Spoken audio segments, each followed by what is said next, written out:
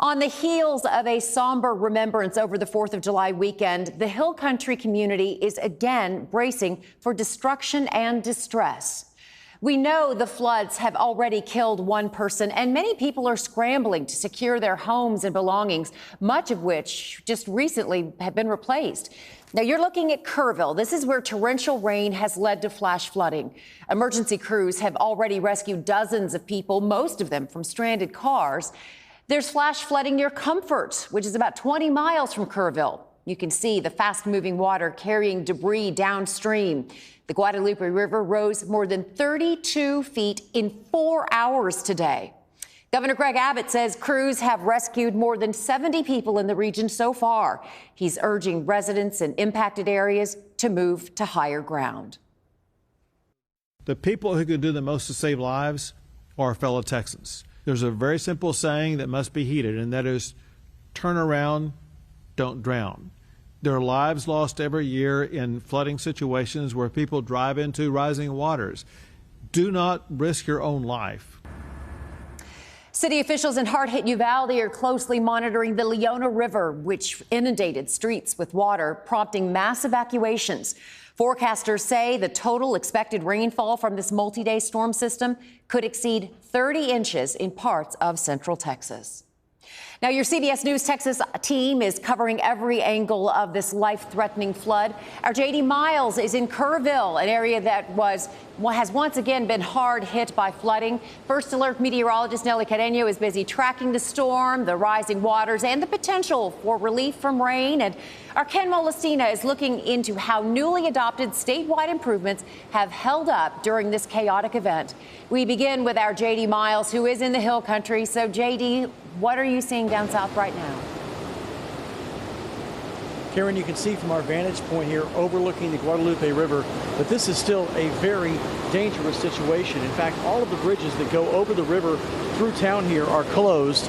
And, you know, when you arrive in this area, as we did a few hours ago, you're immediately notified through an alert on your phone that you're driving through into a flash flood emergency. And as we navigated into Kerrville, every river and creek we passed by was overflowing its banks.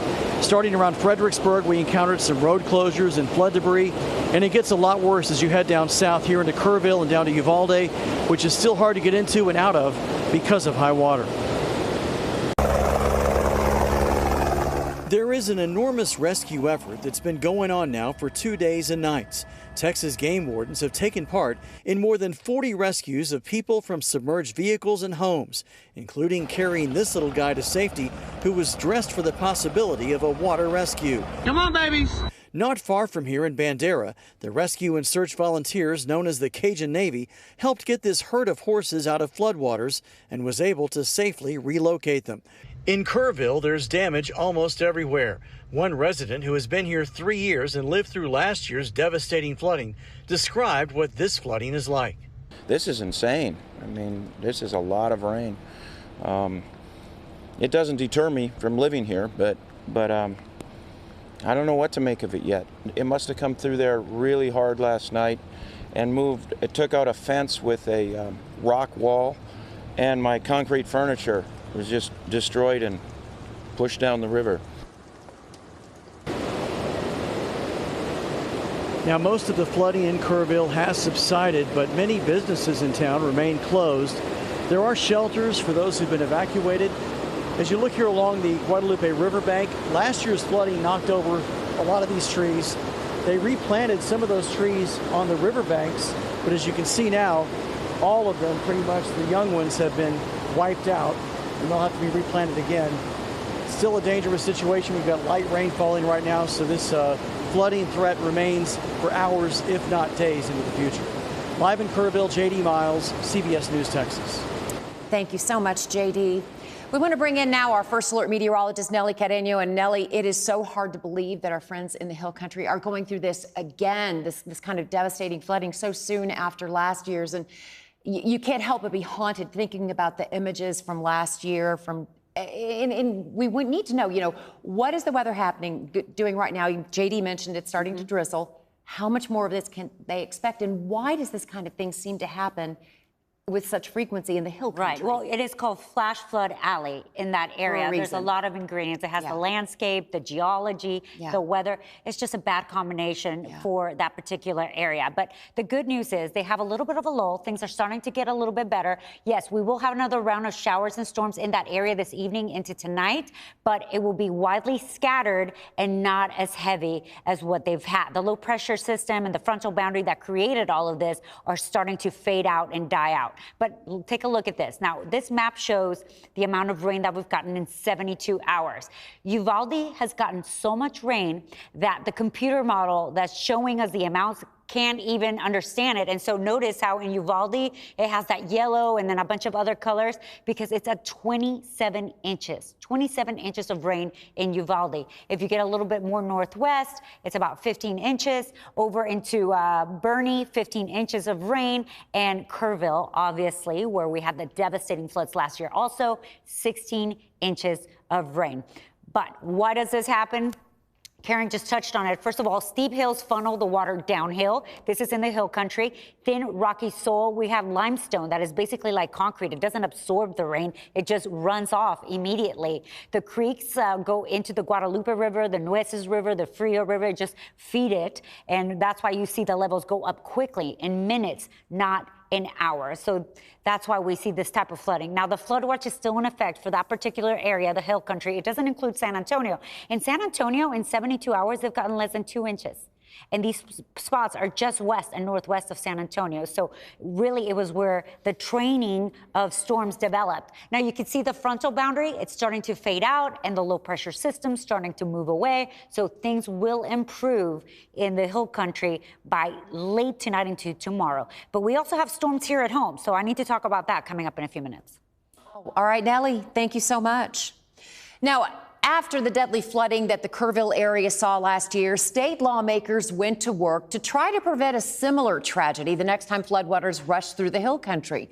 Our Ken Molestina is in the newsroom to see if the changes that they made are working. Ken. Yeah, it really is a deja vu situation unfolding out there, Karen. You know, the initial check, it appears to show that some of those improvements are in fact working. So that includes the warning sirens along the Guadalupe River. Take a listen from earlier today. Tower activation in 5, 4, 3, 2, 1. Yeah, those sirens are working. According to River Sentry, that's the company that built the flash flood warning sirens. That went off at about 3:30 this morning after some high water was detected over at Howdy's and River Run Campground. That's near Ingram. That's in Kerr County. Sirens were a major part of the special session after the July 4th flooding in Kerr County and the surrounding areas. Of course, it killed more than 130 people. That happened last year. Kerrville's mayor saying today that a series of warning tools, including those sirens, were in place before the summer. I got possibly 6 or 8 warnings on my personal phone. My wife got them on her phone. Our son, who lives closer to the river, got them on his phone. So this time was different in that, with the help of the state and the Upper Guadalupe River Authority, we had more warning. Governor Greg Abbott, he did acknowledge that one of the sirens didn't trigger at first, but Karen, it did go off 5 to 10 minutes later. Legislation last summer also addressed the summer camps, and at last check, there have been no reports of any impacts to the camps, Karen. But again, a situation, as we saw in JD's live shot and all the other reporting, a situation is still unfolding, and we're keeping a very close eye on it, all of it. Yes, we are. We will continue to do so. Ken, thank you very much. Multiple organizations are responding to the flooding, including the Community Foundation of the Hill Country. It would be accurate to say it's definitely a gut punch, that it's put us back on our heels a little bit. The community is reeling. The community is sad, not only for what has been damaged or destroyed or lost this year, but also triggering memories of what happened a year ago and how much loss and grief that the community and people around Texas have carried all year.